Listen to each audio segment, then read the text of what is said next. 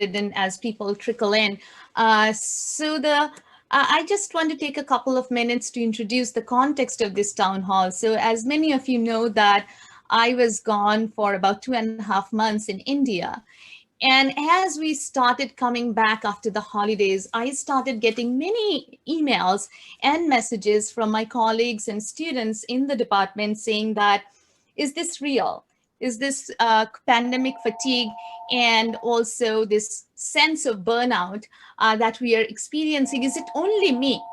And as a chair, you actually can see the overall vision that it's not only you, it's actually a lot of people who are experiencing this. And so we thought that we were going to talk about this in a safe way, in a safe space, and bring some expertise around campus in terms of our emotional health, wellness part, as well as logistics. What are the resources? But before that, I think I'm meeting with a lot of you for the first time in 2021. So I wish everyone a very different 2021 than 2020, with a lot of trepidation, and the vaccine and the variants all came together as us, some good news, some bad news. So it's still full of a lot of uncertainty, but again, if we can move together collectively as a department, that will be the goal and that would be the aspiration. So the way this town hall will be structured, that I'm going to introduce the whole context of this pandemic fatigue and burnout, and then we'll hear from Ashley Wiggle, who is works at M Healthy, is going to tell us some of the resources and some of the tips. And we have pre-submitted questions that we'll go through with Ashley, and Phil, Dave, and Nathaniel have kindly agreed to pose the questions on behalf of the faculty, staff, and students respectively. And then between the two segments, we are going to do a deep breathing exercise and share. Andrea Hill, who is our brilliant inclusion and wellness advocate, is going to walk us through some tips. And then we are going to hear from our colleagues from the dean's office. So these are people who are in charge of faculty well-being, faculty affairs, and human resources. So we are going to again pose questions from staff, faculty, and students, and we are going to have a moderated question. Before I begin, I want to thank Sabrina, Kerry, Dave, everyone who helped to put together this town hall, and also the moderator, Phil, Dave, and Nathaniel for volunteering to moderate.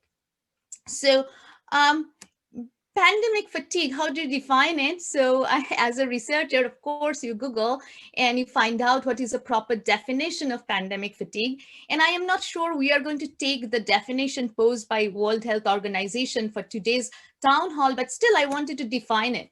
So it is defined sort of in the context of adherence to prevention measures that have been recommended for us. But I think the general theme is quite relevant as we go to the broader context. So it's essentially a feeling of demotivation to follow recommended protective behaviors, but we can expand that. And it gradually emerges over time, and it is actually a confluence of various kind of emotions, experiences, and perceptions. And I think these words are quite carefully chosen, that it is a multi-factor product. And why is this happening? And of course, one reason is that the pandemic is continuing, and none of us expected it to be this long of a time frame of our lives. And also because invasive measures with unprecedented impacts on the daily lives of everyone is being imposed. And sometimes it's hard to actually perceive the necessity of these measures because you are not directly affected by the virus itself, but many people are. And there is a link to this WHO document, and I can share the link in the chat function as well when Ashley is presenting, which I found quite helpful in conceptualizing the framework. And we all know that we should do these things and we have the opportunity to do these things, but are we capable of executing the things that we are expected to do? So there is this motivation, and then there is tussle between the motivation and the fatigue. And the recommendations that WHO provides in order to address this problem, I really liked these in terms of really understanding people. Why is it happening? Allowing people to live their lives to some extent, but consciously with reduction and modification and mitigation of risk. The third thing is engage people as a part of the solution, involving. And as a department, if we are facing a collective problem, today's forum is to sort of achieve that goal. How do we engage ourselves to be a part of the solution and support each other? And the fourth thing is acknowledge and address the hardship that people are experiencing. And the solutions that this multi-factor solution that they propose is, they say that it has to be individualized, and you have to understand the barriers and the drivers that experienced by people to motivate them, as well as address this fatigue issue. And it has to be an integrated framework.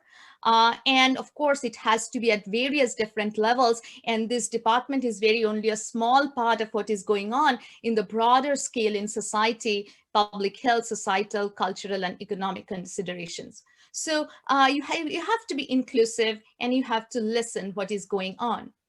And the four sort of pillars, what they recommend, that how can you create a culture that you can reinvigorate people, bring back their motivation. A few, in from an administrative point of view, from an infrastructural point of view, 4 or 5 words really jumped at me, that and maybe this is applicable in your communication with your advisor, with your supervisor, with your colleagues: transparency, consistency, predictability, which is hard right now, fairness, that everybody is treated equally, and the clarity in communication.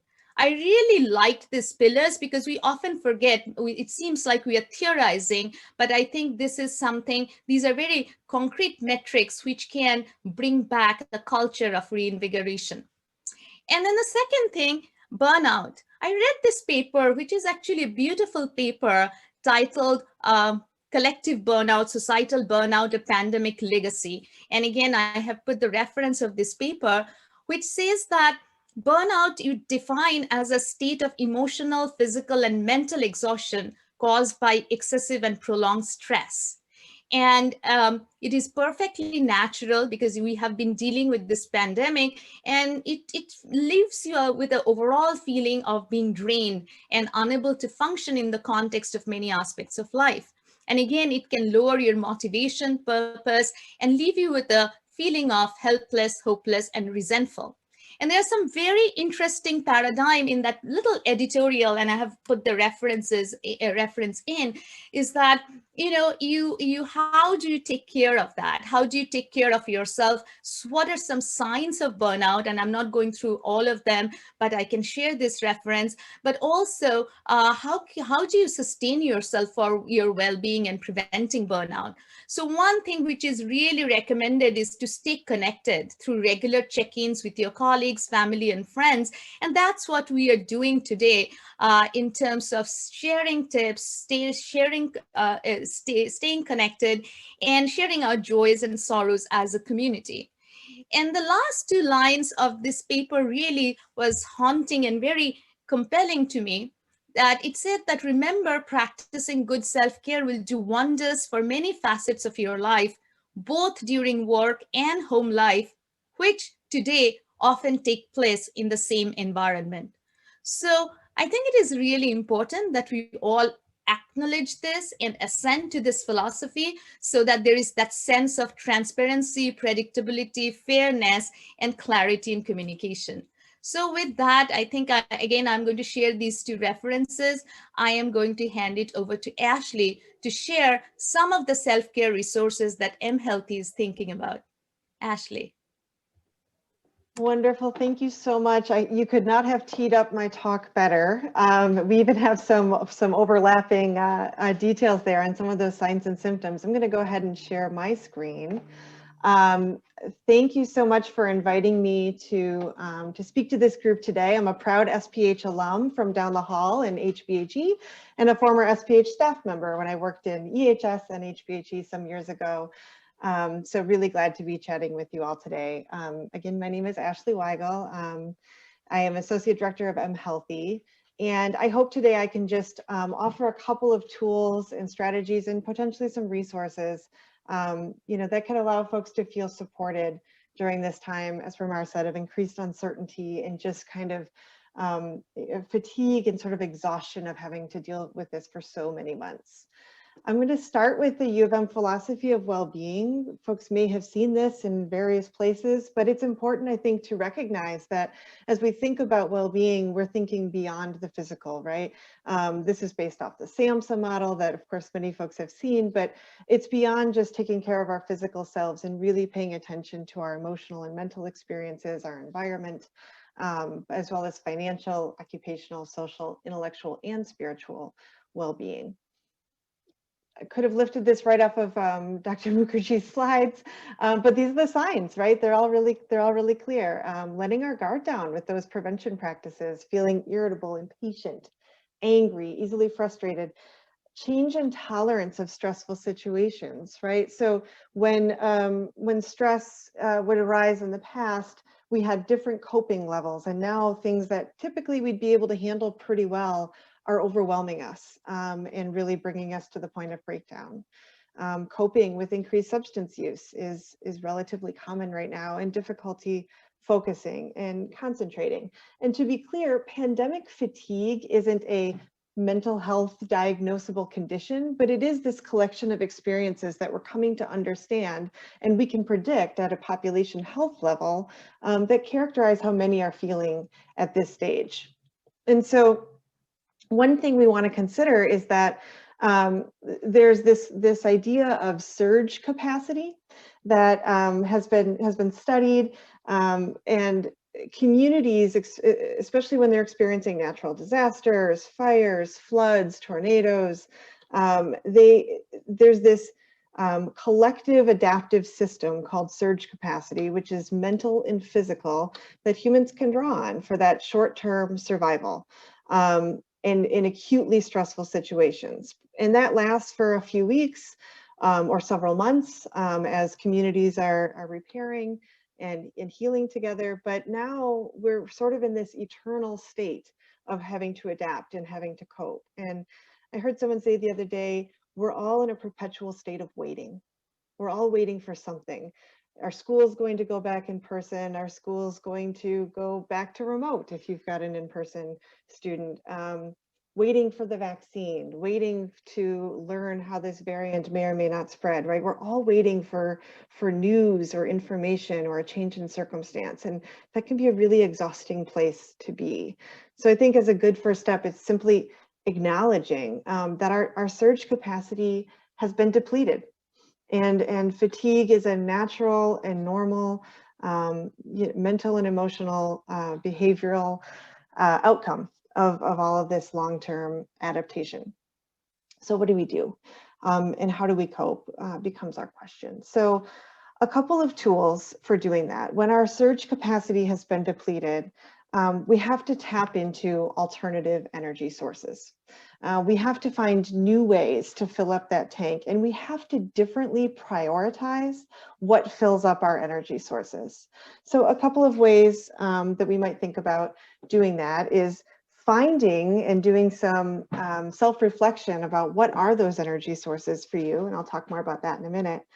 And then the second coping strategy that I'll walk you through really briefly is engaging in a self-compassion practice. And I'll talk more about that in just a second. The first energy source that I want to talk about that I think feels a little silly, I'll admit, but I've found in my own personal well-being and in working with clients and working with groups across the university that this feels energizing for folks even during this really challenging and exhausting time. So this comes out of a group called Playcore and Stuart Brown's work, who says the opposite of play is not work. The opposite of play is depression. And so this idea that play is an energy source that can restore and renew us.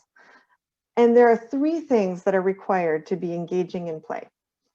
There are time spent without purpose, activities where you lose track of time, and activities where you feel free to be yourself and you feel completely uninhibited. And so that can be hard to find these days, right? So what I suggest to folks who are looking to tap into that sense of play as an energy source right now is think back to when you were young, when you were a young child. What what was your play personality? Were you a dramatic storyteller? Did you like to make up stories and put on plays for your family? Were you a jokester? Did you have a collection of figurines or cards or coins, or did you find joy and creativity in that? Were you a mover, a dancer? Did you like to explore the outdoors and play for hours on end? Did you draw or paint or write? Did you engage in athletic competition? Did you find ways to move your body creatively, whether that's dance or something else? Tap into that sense of what things were like for you when you were a young person, and try to call to mind what sorts of activities felt for you nourishing and supportive. And then think about how might you find just a piece of that in your life right now. Is there a Zoom-based drawing class you could take if that was something that was helpful to you when you were young? But tapping into that energy source can be a new and different way to increase that surge capacity so we can kind of make it through this long haul. So that's my first suggestion. And the second is this idea that we need to show ourselves some self-compassion.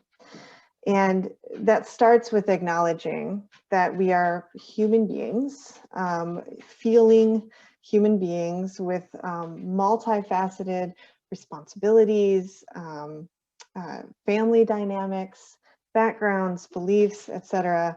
And we're all coming to this as a community in a really stressful and traumatic time. And knowing that as feeling people, we're going to have emotional reactions to what's happening in the world and what's happening in our communities. And so what self-compassion allows us to do, and what it instructs us to do, is to show yourself the sort of care and concern that you would show someone you care about. So if your partner, your child, your best friend, a close colleague at work came to you and said, I'm feeling really overwhelmed and stressed out, think about the kind of care and concern you would offer to that person, and then, hard as it may be, turn that around and offer it to yourself. So I'll walk you through the three major components of self-compassion, and those are three things. One is mindfulness. And so the way that you start a self-compassion practice is to call to mind that this is a moment of suffering, and you just acknowledge that for yourself. So you might say to yourself, this is stressful, or this hurts, or ouch. Just that moment where you kind of go, okay, I'm feeling something here. This feels stressful for me. That's the first step. The second is to acknowledge that suffering is a part of life. And we might say to ourselves, other people feel this way too. Or I'm not alone. We might say we all struggle in our lives. And then the third step is an expression of kindness to yourself. And so you can start that by simply placing your hands over your heart like this. It's a soothing, it's a very somatic, body response, but it is a soothing thing to put your hands over your heart, feel the warmth of your hands, feel the touch of your hands on your chest, or adopt whatever soothing touch feels good for you. Maybe it's giving yourself a hug, kind of wrapping your arms around your midsection, some sort of soothing touch, and you say, may I be kind to myself? You can also ask yourself in that moment, what do I need to hear right now to express kindness to myself? Maybe it's a phrase that speaks to you in that particular situation.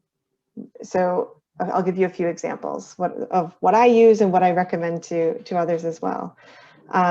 May I learn to accept myself as I am. May I forgive myself. May I be strong. May I be patient. And you can come up with whatever sort of phrase makes sense to you. But what I love about self-compassion and this practice is you can do it in about 90 seconds. It's a pause, a breath, a recognition that others feel this way too, a hand on your heart, arms around your body, and may I be kind to myself. It's simply that noticing. And you can certainly expand it, and I can share a link to when I'm done of some wonderful self-compassion resources. But I find this is really a wonderful way to kind of fill up our surge capacity a little bit.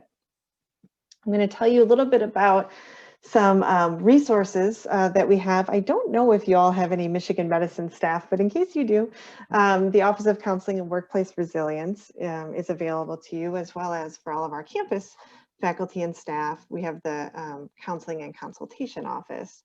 These folks, if you've not used them before or heard of them, are trained mental health professionals, counselors, psychologists, social workers, licensed professional counselors.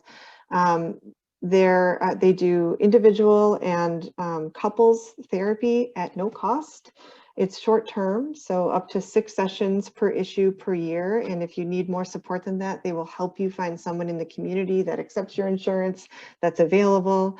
They're really skilled at doing that. And I've used them many times in the course of my 15 years at the university. And I find them to be really a tremendous resource. So I would encourage you to reach out to them. They'll also do sessions with small groups. They'll do consultation on managerial issues and help you think through concerns. So that's my #1 resource. It's a big one, I think, for us on campus. From an healthy perspective, we have a new program that we launched this year called the Resource Coach. And this is for individuals who may be struggling to meet basic needs during this time. There's a lot of loss of income, loss of hours, lots of different family situations and caregiving needs. And sometimes that can feel really overwhelming, and folks might not know the first step to take. So if you're feeling overwhelmed with making ends meet, finding care, understanding what supports there are, both at the university level, but also in our broader community or the community where you live, our resource coach is really skilled at tapping into those and can help you navigate. So send them an email, give them a call, and they'll kind of help walk you through what to do next, no matter what kind of crisis you're experiencing. So I know I only have a few minutes left. So I'm going to move to the questions because I want to allow some time for that. And I'll go ahead and stop sharing my screen as well. Thank you so much, Ashley. So I'm going to share my slide again because we have the pre-submitted question, and I'll let the different moderators for each segment ask Ashley the questions. And then once we are done, please feel free to ask Ashley any other question with open microphone. So Phil? Thanks, Bramar, and thanks, Ashley. I think there's just one pre-submitted faculty question for this section, and you can see that on their screen. So somebody is wondering, is there any support for mindfulness or meditation apps like Headspace? And then as a follow-up, or maybe a counter indicator, there's so many apps and resources. How do you recommend choosing from between the options?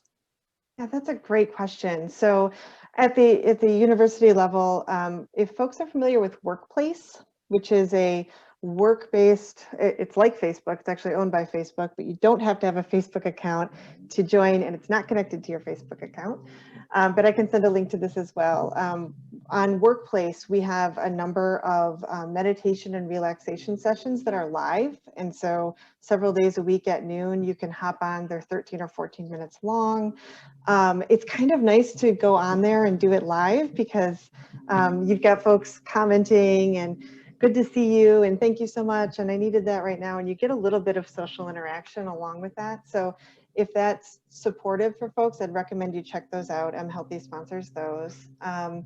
And I would say we don't at the moment. There was early in the pandemic, there was some support for I don't know if it was Headspace or another one, but there was some financial support for it for actually citizens of Michigan.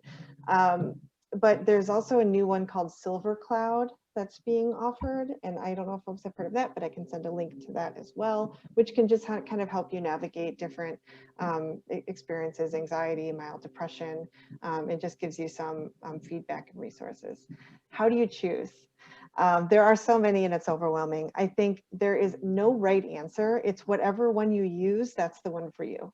If you're finding you're having a hard time keeping up with it and it's like, oh, right, I'm supposed to do that meditation thing. Well, that's not the one for you, right? Find something else. There's everything from, I use one on my phone that will randomly chime. Like throughout the day, you can tell it how regularly you want it to chime. And when the chime goes off, I just take a breath. That's it. And so if that's all you can manage, wonderful. And there's, there's certainly more intensive apps and resources, but I would recommend experiment. And if you're having a hard time remembering to use it, it's not the one for you, move on, try a new thing. Thank you. I particularly liked, Ashley, your advice about going back to your childhood and looking for your roots, things that you like to enjoy. I think that's a really refreshing and new advice that I think is very helpful. Dave? Thanks, Bramar. And Ashley, thank you and Bramar for the information so far. We had a question from staff. I have very limited interactions with others and can go 2 to 3 weeks without even virtually seeing someone. Are others in the same situation? And if so, how are they handling? It's a great question. I think, first of all, certainly you're not alone. There are absolutely people who are in that same situation right now. And I would welcome, maybe a crowdsourced answer to this at some point, because it would be great to hear from others who are in that situation. Thank you for the Silver Cloud link, whoever just put that in there. Faculty and staff can use that as well. I would say it's important to recognize what feels problematic to you as an individual there, right? There's a difference between loneliness and social isolation. And sometimes they go hand in hand and sometimes they don't. Sometimes we can be really socially isolated, but actually not feel lonely, and that feels okay for us. And sometimes we can be in a big group of people and feel quite lonely and not connected. So I think it's doing some reflection and saying, okay, this doesn't feel good to me to not even virtually see someone for 2 to 3 weeks. So first establish that for yourself. And if that's true, then I would say find opportunities to reach out and connect with folks. My team likes to do this thing where we join meetings like 3 minutes early and we pretend we've run into each other in the kitchen, like getting coffee or something. And then we're like, oh, hey, how's it going? It's kind of silly, but it really helps, like, to just feel like, oh, it feels almost serendipitous. And just getting that little bit of social connection. I think I use Workplace a lot. I think it's really helpful. You're just kind of chatting and commenting and sharing things with colleagues, and that can feel like a good connection. And then I would say, give yourself the gift of being expected. Sometimes you can do that through setting a quick virtual Zoom date with a friend. Don't underestimate the value of a good old-fashioned phone call. I feel like we've all forgotten that we can just talk to each other on the phone and not everything has to be a video call. And give yourself that gift of being expected by someone else. Get something on the calendar and say, it could be 5 minutes or 7 minutes, but try to create some opportunities for that connection. And then finally, if you're truly feeling quite lonely, I would absolutely recommend that you reach out to get some professional help and talk to a mental health counselor who can help you cope with some of those things as well. Thank you. Nathaniel. Bramar, thank you, Ashley. In particular, I want to say thank you, Ashley, for going over all the different self-compassion details. I've picked up some of those habits in response to this, but this particular week hasn't been pleasant. And I think I've fallen off the wagon, and you just reset my brain and reminded me of all sorts of useful things. So thank you for that. But from a student, I'm a GSI, and some of my students have talked to me about the problems they've encountered during the pandemic. I want to comfort them, but I have no idea where to start. Are there any obligations or resources I should be aware of? Great question. I think you can always start with acknowledgement and gratitude. Thank you for sharing that with me. That sounds like it was hard for you to talk about. I'm glad you shared with me. Let's get you the support you need, right? That's the first thing. And then the next thing is, I'd say start with mental health resources. If you're a student, start with CAPS or the Wolverine Wellness folks, and just kind of go to the website together. Sometimes that warm transfer can be all someone needs to kind of do a reach out, right?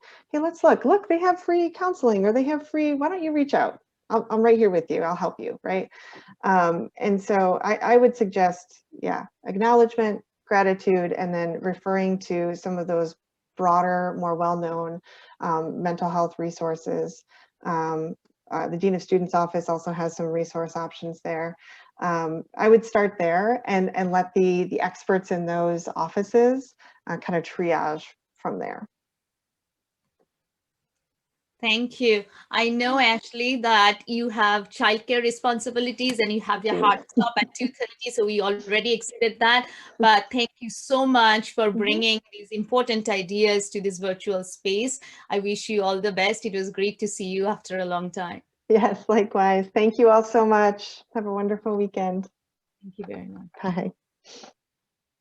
So now I'll turn it over to Andrea Hill, our in-house wellness and inclusion advocate, to walk us through some tips and a breathing exercise before we go on to the HR and the infrastructure and the Dean's Office conversation. Hi, everyone. This is Andrea, and I'm going to just share my screen here. Can you see that? Am I doing it? Did it work? Maybe not. Oh, here we go. There we go. And can everybody hear me okay? Can I get a thumbs up on my volume and everything? Yeah? Okay. And now I can't see you anymore. I can just see my screen. So you can hear me and see my screen? Can somebody? Yes, we can see your screen and hear you. Great, thank you. So hi, everybody. That was so lovely listening to Ashley, and I really loved that she said the gift of being expected. I can very much relate to that need. I have a weekly call that I have with my best friend, and that has been so helpful just to have it planned, because time is so weird. There's been, I don't know if you're experiencing this, but I know a lot of people are, and I am among them, where time seems strange when you're not going and, coming and going in the normal ways. So just having that kind of regular phone call that happens at the same time every week helps with that for me. So some of you are very familiar with me and some of you are not. Again, my name is Andrea Hill. My title is Wellness and Inclusion Advocate. And I'm in the department. My role is mostly student facing. I send out a letter to the students every other week, and I'm here for individual consultations. But I'm also here for staff and faculty who are supporting students as well. So I wanted to respond to that question about that the GSI posed, to just say I'm here for you as well. I'm here to help the helpers.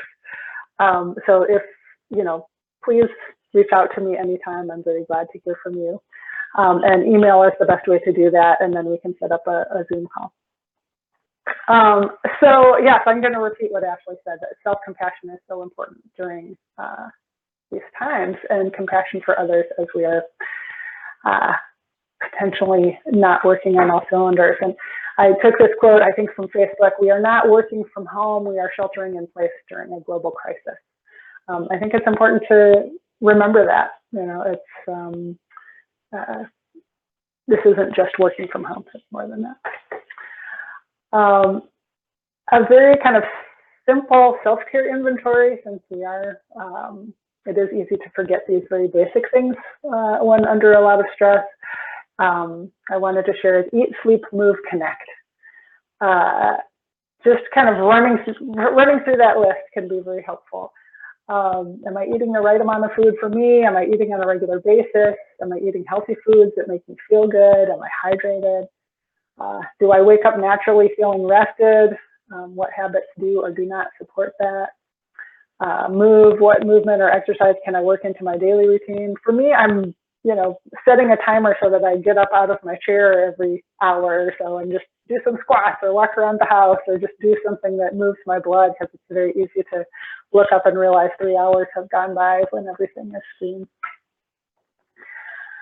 And connect. Am I investing in meaningful relationships? And am I putting that in my schedule so that I am expected?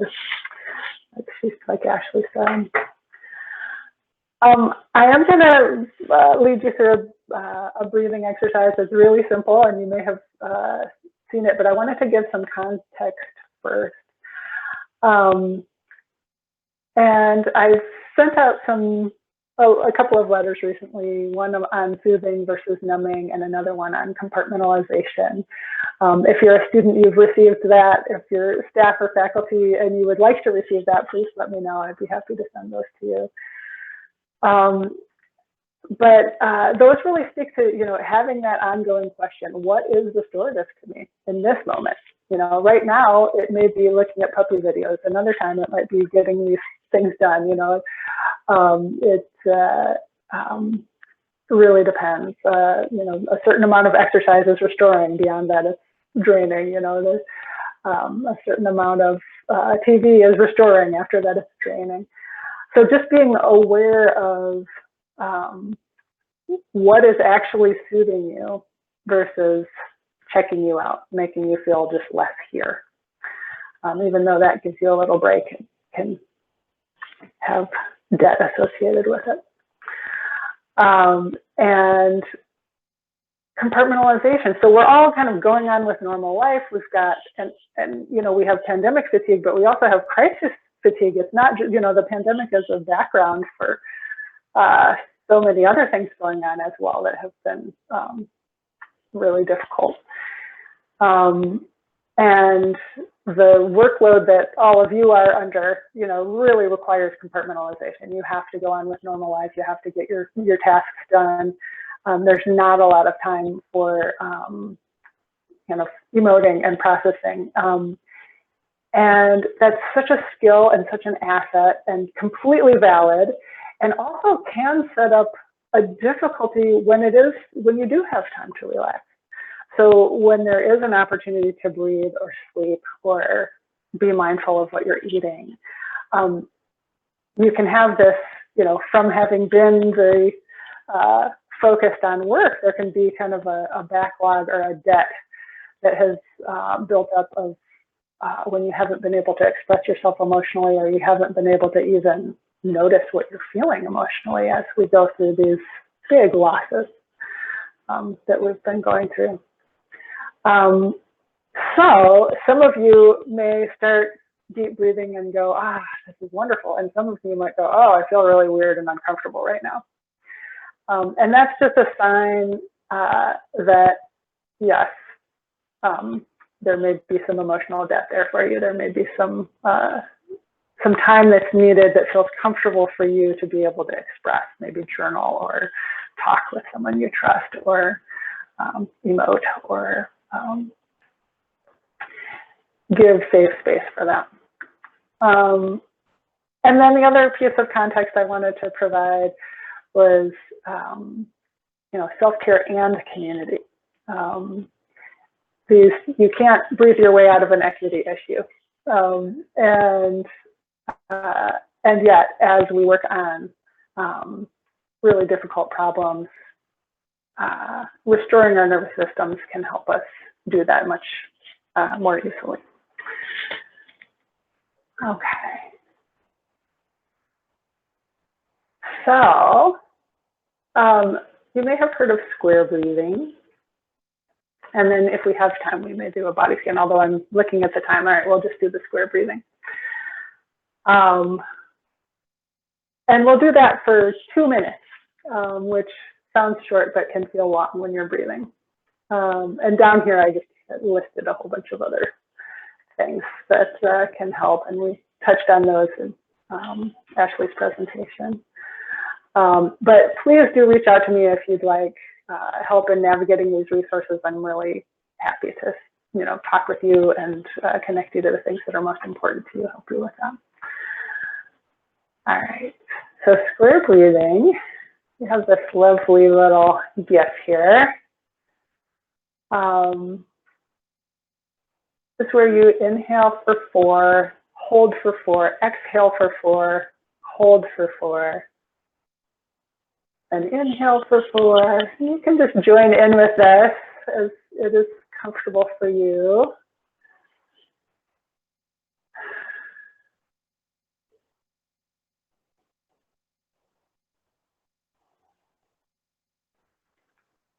Like I said, we'll just do this for 2 minutes.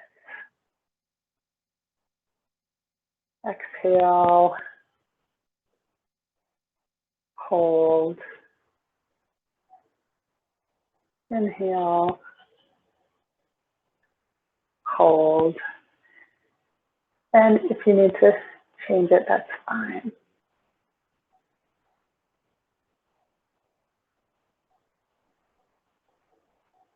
Certainly, if you get lightheaded, just do what you need to do.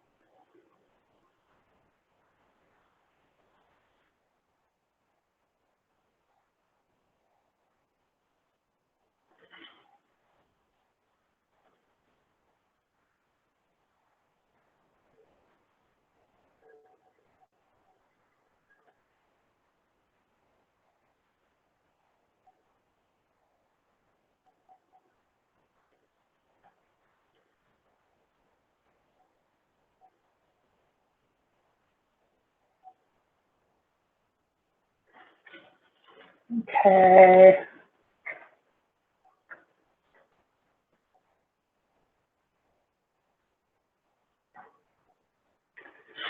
And coming back into normal breathing, regular breathing. Like I said, please do contact me anytime at andhill@umish. I listed a few resources here, which you've seen, but I'm happy to help you navigate those and others and talk about apps and all of that. And I'm always very happy to hear from you. Thanks, and have a good day. Thank you, Andrea. Mm-hmm. If you stop sharing, then we'll go to actually so this is kind of like a departure from more spiritual and mindfulness things to more pragmatic things. What are the systems in place from a work point of view that can support us through this time? So it's my pleasure to introduce Andrea Lubetkin, who is a great colleague and a director of human resources at the University of Michigan School of Public Health. So Andrea has navigated many of you know Andrea already. She's going to have some opening remarks on what are some of the resources, including COVID time banks, how the university and the school has thought about it, and then we'll go to some questions to Andrea. So welcome, Andrea. Thank you for joining. For having me. I like that you have both Andreas in a row. That works out well for me. So Ray, wonderful to see all your faces. I miss seeing people in the building and running into people. So I love coming to meetings like this. So thank you for having me. And what an important topic that you are talking about today. I personally am feeling the fatigue. I thought 2021 was going to be this stellar year. I was going to come back from break and get all of my work done immediately, and it just has been a little bit harder than I anticipated. So just want to admit that up front and talk a little bit about the resources. So Andrea actually stole a little bit of my thunder, because one of the resources I wanted to point out was the well-being resources at the University of Michigan. So I wanted to, I sent those links to Sabrina as well, and they're on Andrea's slides. But the well-being resources at University of Michigan is from the university. It has some resources related to financial, emotional, social, different aspects there.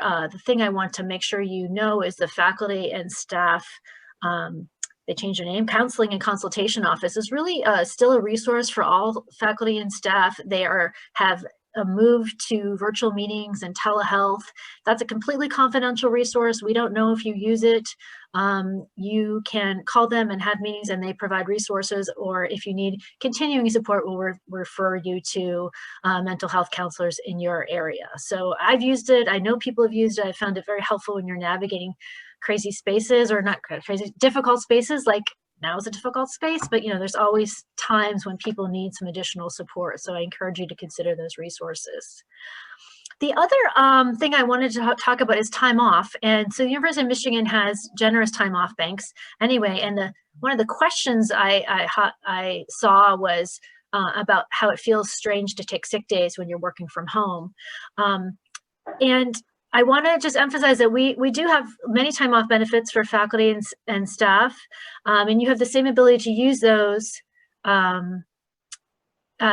Use those when you're working remotely as you do when you're in person. So we also have the additional COVID time off bank for faculty, staff, GSIs, and postdocs, and temp staff. This is for anyone who was hired before June 2020, has this bank of a one-time bank of up to 80 hours to use for COVID-related absences. So that could be quarantining, that could be needing to care for someone who's quarantining, could be if you're ill. So those banks are there and for your use. And you should be, using them if you need them.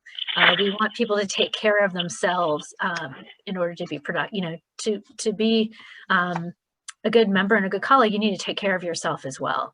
So there was a little, there was more than one COVID bank. It seemed as complicated as humanly possible. I will tell you, even though that's my job, I was like, which code? But some of the banks are no longer in use because they were federally mandated banks that expired on December 31st of last year. However, there still is the COVID time off bank. You also have your own short-term sick bank, vacation. You can use any of those as you need to, and we encourage you to do that. We also encourage you to work with your supervisors to use the flexibility you have when you're working from home.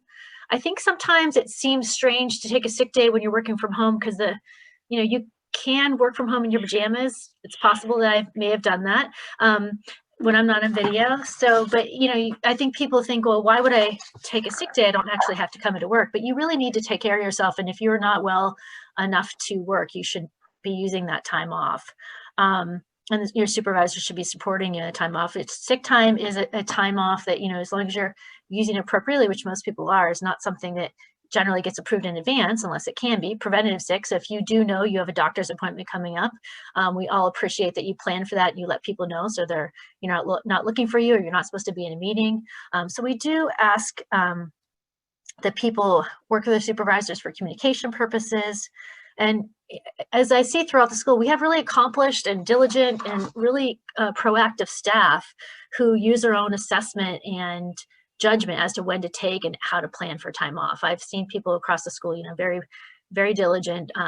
Some people put their out of office on if they're going to be gone for an hour. I mean, people really take their work seriously in our school. And so I think that that's happening already, and I encourage supervisors to accommodate and support those time off requests.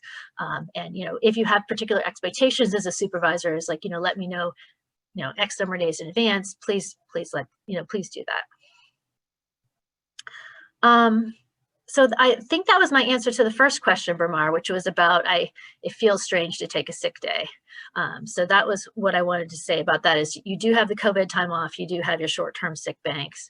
And I understand that how those banks are utilized are a little bit different for faculty and the staff, but the all categories, faculty, staff, postdocs have access to time off, paid time off. The next question I said was about supervisors who may not understand pandemic fatigue or burnout and have increased expectations. So I want to comment a little bit about that. At the beginning of the fall semester, the university sent information to supervisors, as did our dean, and our dean sent a message to all supervisors within the school, encouraging supervisors to be flexible and understanding. It was the beginning of fall semester, the first fall semester where we were going to have, primarily remote work. We asked all supervisors to have conversation with their staff members about schedules, realizing that schedules may have needed to change with, due to childcare resources, due to maybe elder care needs. And so asking supervisors to be flexible and really focus on the work getting done and having understanding the work schedule, but not being so rigid that it was going to be difficult for the staff member to meet the expectations. So that we have been promoting that as an institution, promoting that within our school. I just read an article today about this, about how managers can help staff who are stressed in the new year. As I mentioned, I thought it was going to be better and it's still challenging.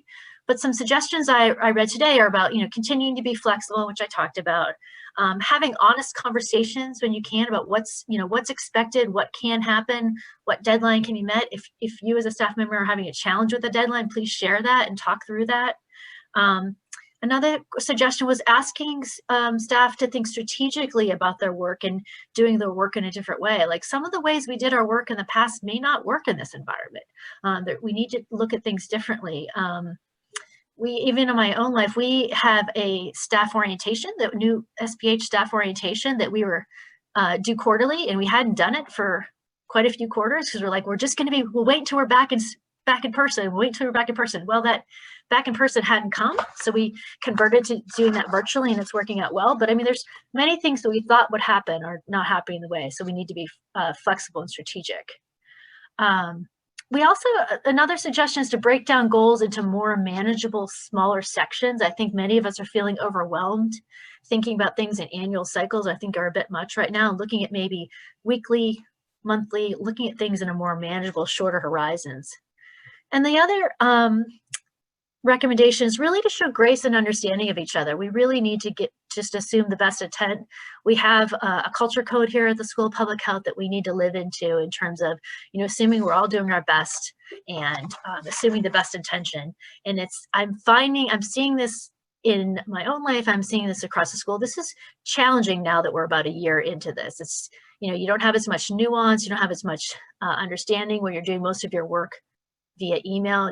Can't really get tone. You can't really get that. So we really just need to assume the best intention and then ask if you get this email that seems short and brusque, and this is how I'm humans have to meet. I'm like, what are they saying? Bramar, why did you say that? But it was really, Bramar's probably going from one meeting to the next and it gave me 3 words. So that was not a real scenario, but that happened, I've done that as well. We just have to assume good intent and realize that we're all doing the best we can.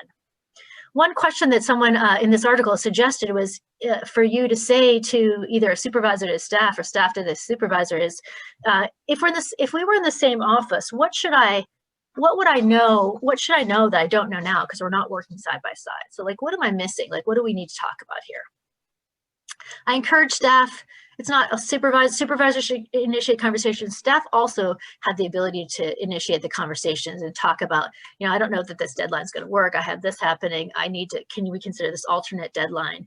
And if you need help, staff, initiating those conversations, or if the conversations don't go as you would like, please contact Dave, your department administrator. You're also welcome to contact myself or to Leona Cranford, who works with me in HR. We're happy to help through those conversations. The last question I had, I think, is about not seeing anyone virtually, having very limited interactions. And I've definitely heard of other staff having this this issue in terms of going, particularly if you're in a small research area, you may have just a very small group and may not see those people even virtually. And we actually had this come up as a feedback on one of our town halls, and because of staff feedback, we initiated the School of Public Health meetups. We put those in the vector, so every month we have kind of a general meetup for people who want to come, and you can virtually meet people. We've had more people come every month, and so that's one thing to do, because people were feeling like there wasn't that hallway conversation, there wasn't a way to meet people, and they're missing that, particularly some of our newer staff who didn't have a chance to even be in the building. So that, due to a staff feedback, we instituted the meetups, which I think are, so I encourage some staff to go to those. There's also, I talked about the well-being resources, talk about ways to meet people and see people, including the faculty and staff counseling and consultation office. There's a lot of university events, including our own speaker series within SPH, the town halls within SPH. There are a number of events related to the DEI, including the past MLK Day events, the university COVID briefing. So, and even within our school, like I know HBHE has like what's it called, Yarn Crafts Club, I think one day a month, and that's open to the school. So some of that stuff is some of those events are in the vector. They have a book club. So, opportunity to go to things within your own department as well as within other departments. And Dave had mentioned, I had a stay of what do you do in biostats, that you also have town halls and other department activities. So I encourage you to participate in those department activities. And I understand, I want to recognize it's this balance, right? You feel so busy working from home because the day never ends, as well as you feel disconnected. It's hard to balance those sometimes, but I do encourage you, where possible, to schedule in some of those times to connect with your colleagues, because I think they definitely pay off. With that, I have like 1 minute in my time. I've tried to fit it all in. Are there any questions? So thank you, Andrea, very much. Is Linda on the call? Yes, I just joined. Okay, thank you, Linda. So is there any question from staff or faculty to Andrea, or we could start the discussion with Linda, because there are some quite meaty topics that from faculty and staff that I think we'd like to ask Linda about. So are there any questions? I'll just open up the floor for Andrea. Thank you for sharing those links, Andrea. I think the COVID banks and the HR resources during this time, I think, is very helpful. And though we get a lot of messages, having concrete links at a focused meeting, I think, is extremely helpful. Yeah, we have so much information at the university, which is a great thing, and then also overwhelming at the same time. Yeah, it is overwhelming.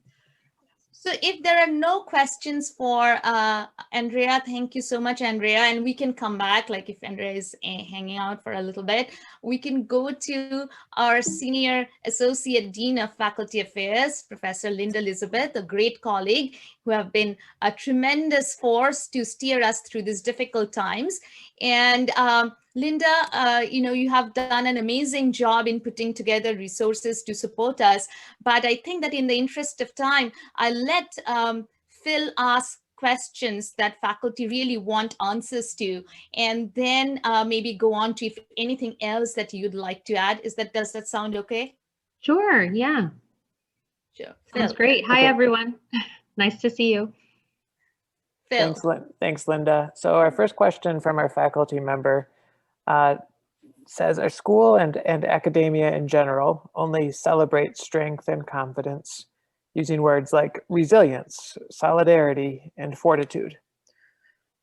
And so the question is, how can those experiencing sadness, uncertainty, or feelings of failure speak up in such an environment and not feel looked down upon? Yeah, I saw this question ahead of time, and I thought it was a really important one. I think, it's true that we do spend a lot of time, celebrating successes, and I think that is important, but this is a really good signal and reminder, I think, to everyone that there is such a wide variety of things that people are experiencing, you know, with the pandemic, personally, professionally, all kinds of different things. So for me, I took this as a really good reminder for me personally to be thinking about how to raise awareness about, you know, what people are going through, to make sure that our messaging is, you know, more comprehensive, and that we're covering some of these difficult challenges that people are facing and acknowledging them. I think a lot of people are doing really wonderful things like what you guys are doing here today, getting faculty and staff together. Obviously, this is really critical for students as well. We know students are facing a lot of challenges, a lot of mental health concerns. So I think raising awareness and being open to speaking about it. And I know Andrea just shared resources, but making sure that we are continuing to share resources, because everyone may need something different, right? Sometimes someone might need somebody to talk to, somebody might need questions about HR to how to help them through these difficult situations. Other faculty might need, you know, advice or counsel on their particular situation. So you know, I don't think that this is a, you know, one size fits all, but I think at all levels, you know, we need to be making sure that we are acknowledging these difficult times and being open to having conversations about it. And this comes from the dean's office, it comes from your leadership within the department, it comes from supervisors, right? A lot of you are supervising people. And so being sensitive to what people are going through is really, really critical, especially as this goes on for such a long period of time. And it continues to evolve, right? I mean, things are so different now than they might have been 6 months ago. So I just encourage, and I say this to myself and others who are in leadership positions, to acknowledge and make sure that we are making an environment and a culture that people feel like they can come forward and talk about their concerns. In addition to celebrating successes, I think we very much have to do both during this time. So I really thank the faculty member who raised this question, because it really did give me pause to say, okay, what are some strategies that we can think of to be doing a better job at this?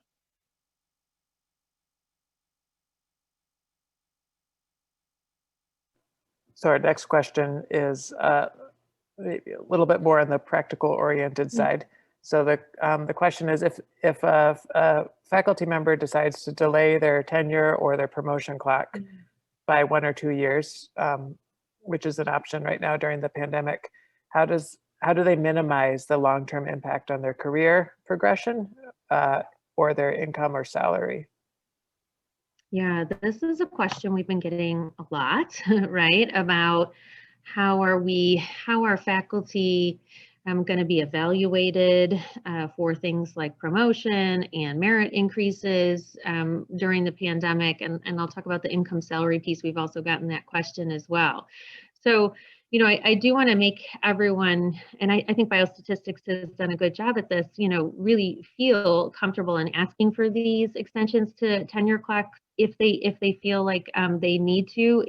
It will be considered in the same way that any other extension is considered, right? It essentially takes that time off of your clock, and you're evaluated for your actual years, you know, in rank, you know, minus that any extension. So things will be considered in the same way.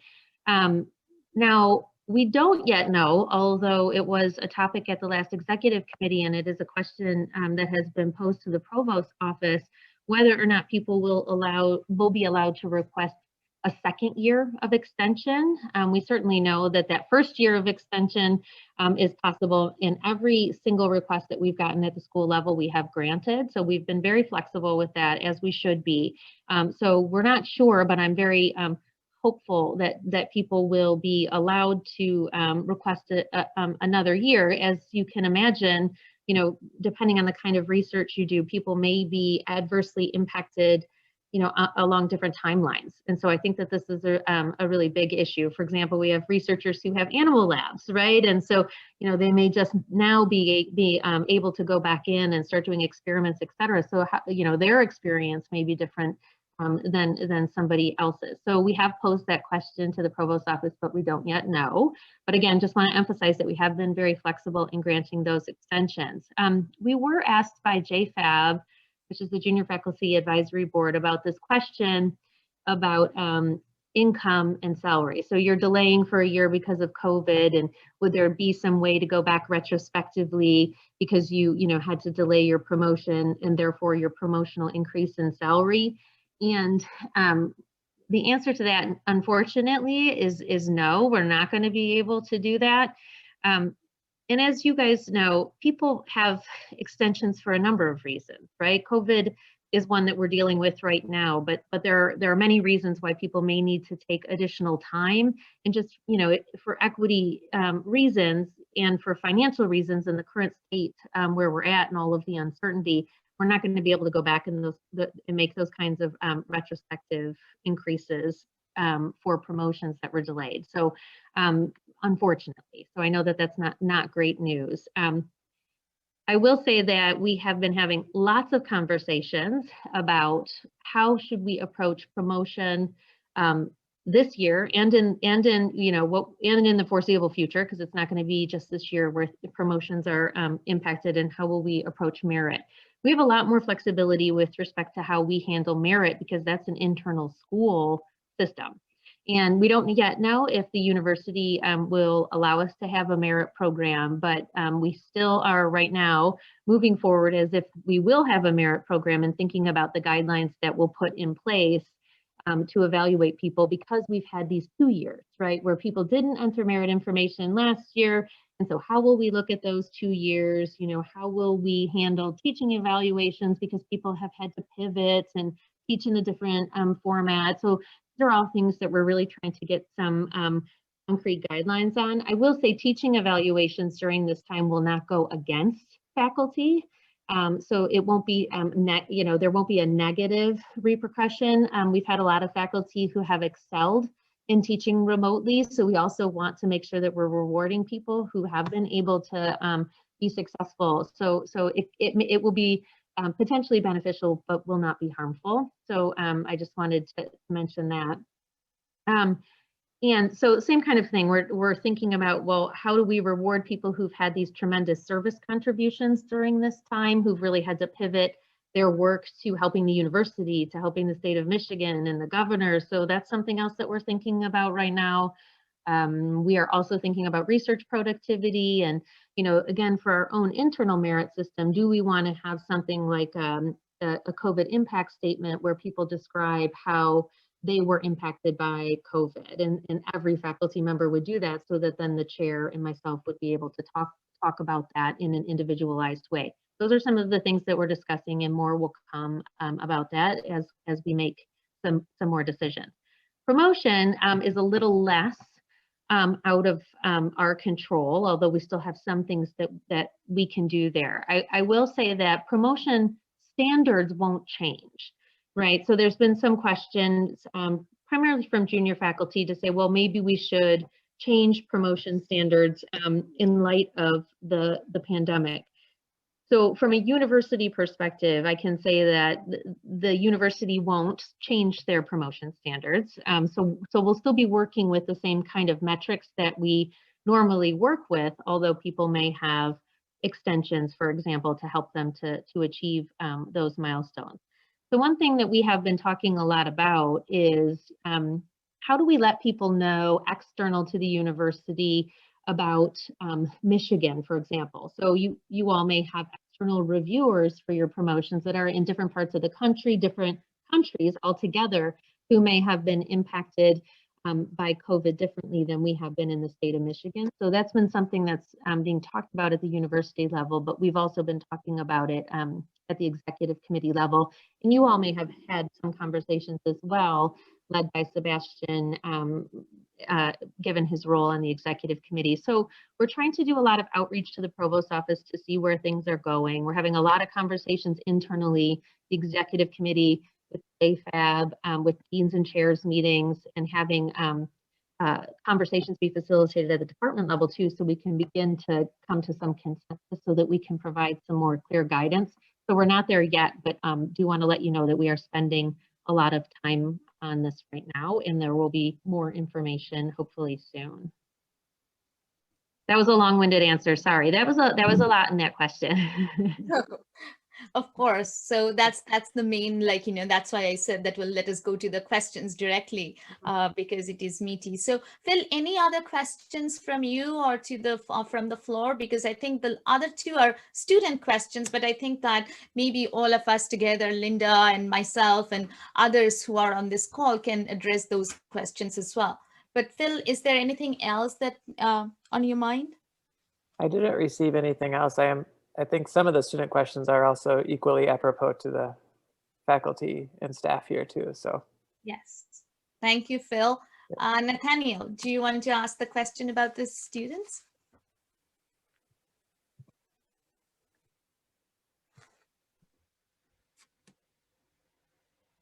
I've been muted, sorry. Thank you, Linda, for being here. This question from a student. The quality and pace of my research has been suffering due to burnout and cabin fever, but I don't feel comfortable admitting this to my advisor. They haven't said anything, but surely they've noticed. How do I talk to them about my workload and adjusting expectations? Is there someone else I can talk to about this?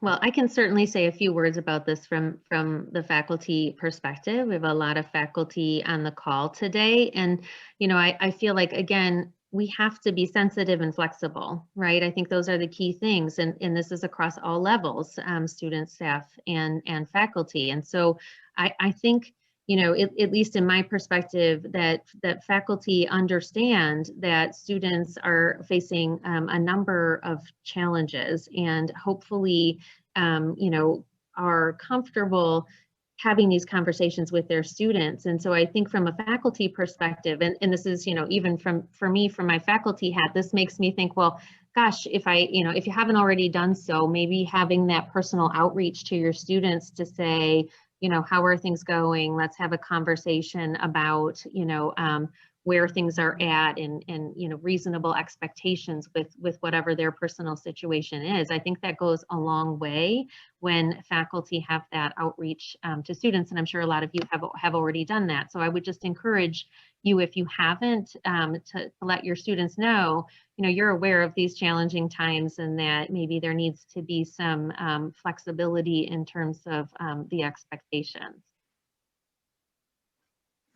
Yeah, I think I can add to that some resources that it is always, if you are not able to talk to your supervisor directly, you can talk to any professor or your peer mentor, or sometimes I have heard a lot of students coming to share with the chair and expressing these issues. And it is always, sometimes people may just be blindsided about the time that you're going through and the losses that you're experiencing. So I think if you don't feel comfortable talking to your advisor, hopefully you do.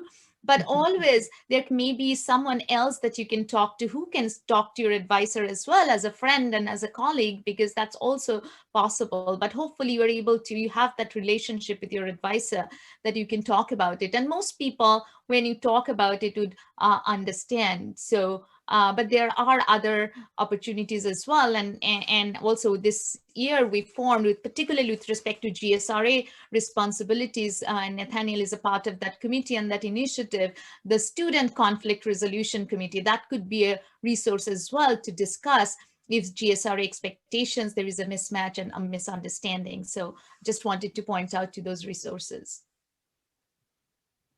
Yeah, and I don't know how you guys are structured committee-wise. So in epidemiology, we have a doctoral committee. So oftentimes the chairs of that, the co-chairs of that committee are a good point person for doctoral students who might need, some support, and whatever support that may be.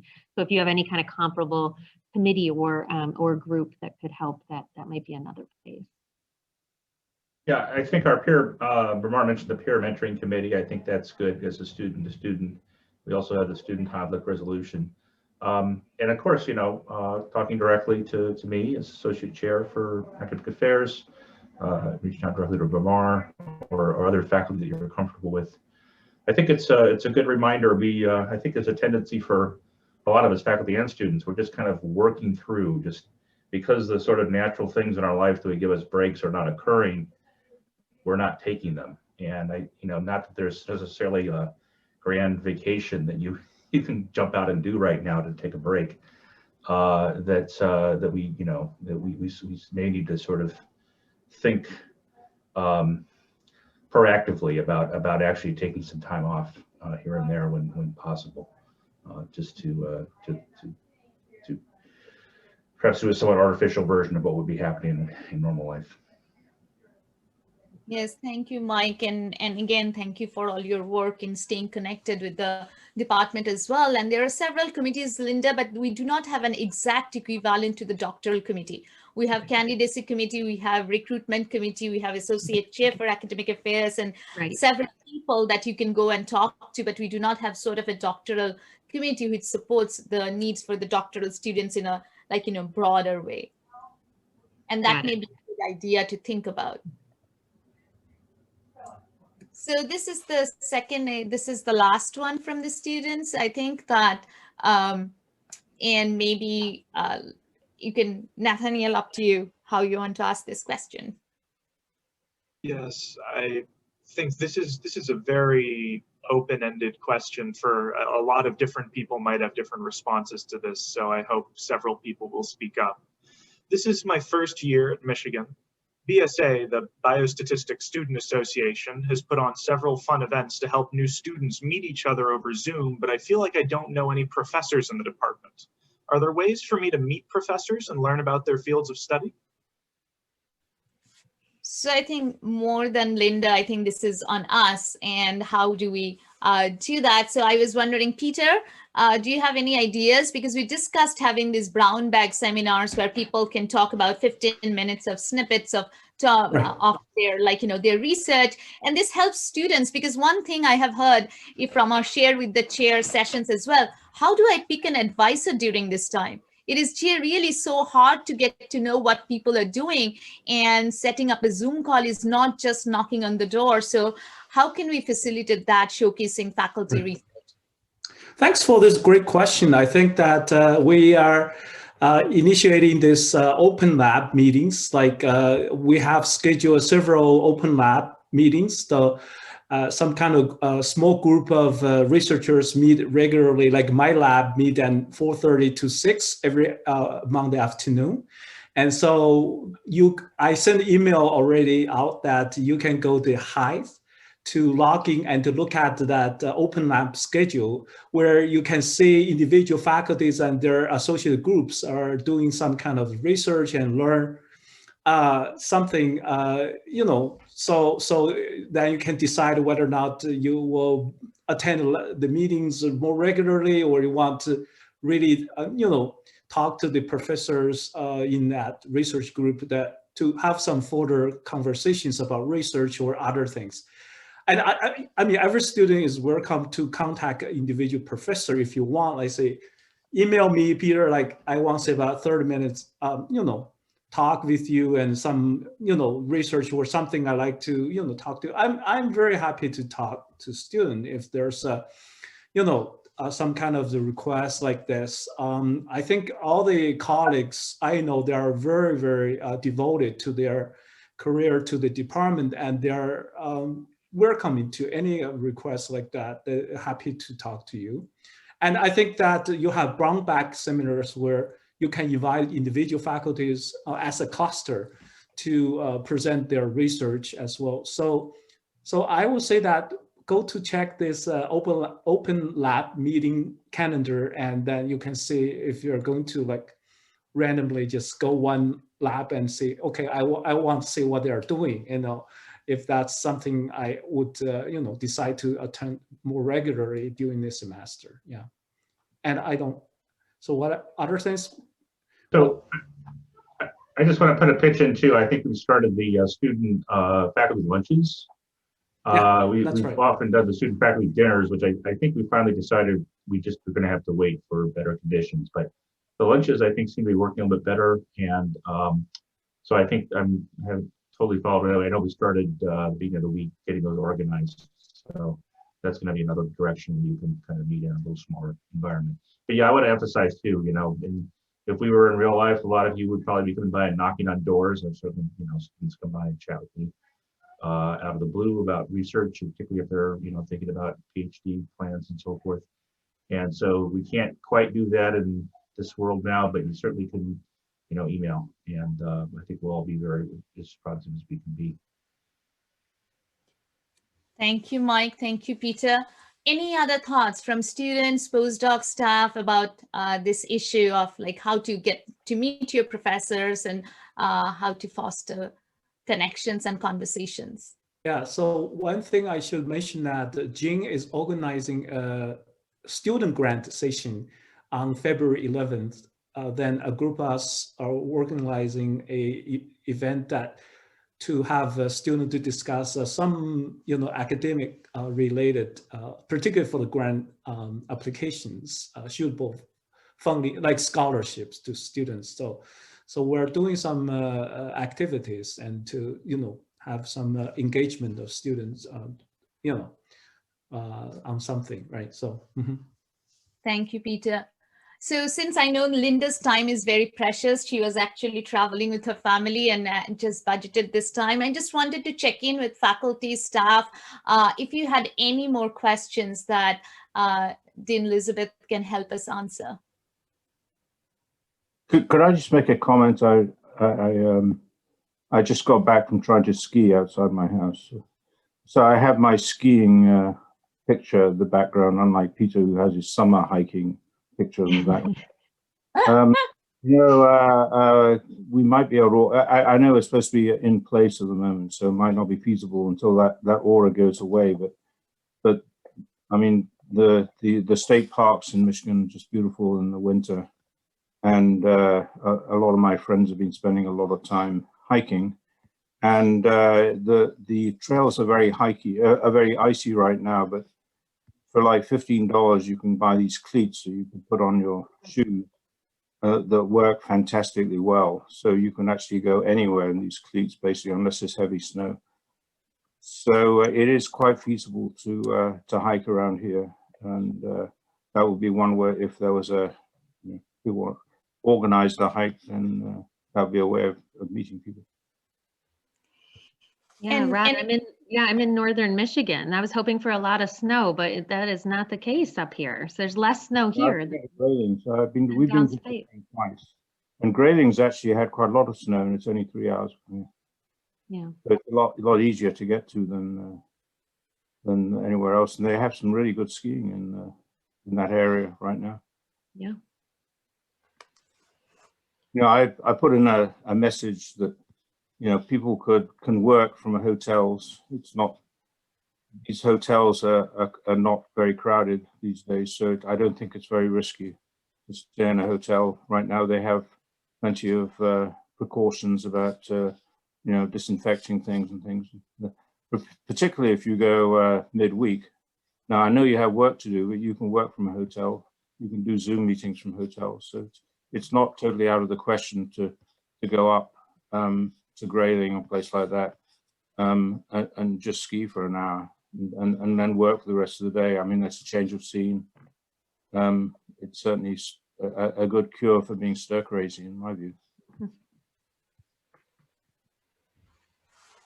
Thank you so much. Other questions for Linda? So I will just ask one question, and this has been brought up by several people, that we are asking for mindfulness and attention and care with respect to productivity, but we have faculty who probably have, got grant funding for 1 year, and this grant funding is going to support a GSRA or somebody else towards that, and they are going through these issues. And many of us have the bandwidth to, allocate and be flexible and be mindful with respect to our funding, but people with limited funding, when they are, so how can we tell them, and how can we reassure them that, yes, this is a particular year because their grant is continuing? So what are some of the processes that we have for that? Yeah, I mean, I think that's a real situation for a lot of people, right? There are a couple different things. I will say, this is sort of related, but a little bit different, but something that I wanted to mention. You know, we have a lot of new faculty, and in particular in your department, you guys have a lot of new faculty.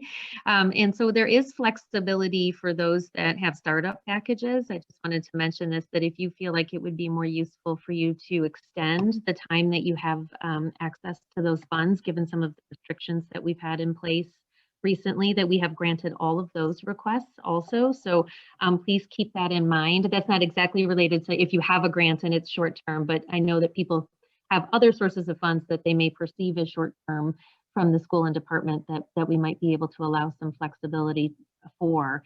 I think all of us are, you know, aware that there are going to be those kinds of delays in productivity. I mean, you know, a lot of the people that I work with and myself, we do tons of primary data collection. All of that is delayed, right? I mean, so I feel like there's a lot of knowledge out there about those kinds of impacts and what they may mean for the products that we might see from research, like papers or grant submissions or other things. I think we know that there are going to be those impacts, and we expect to see them.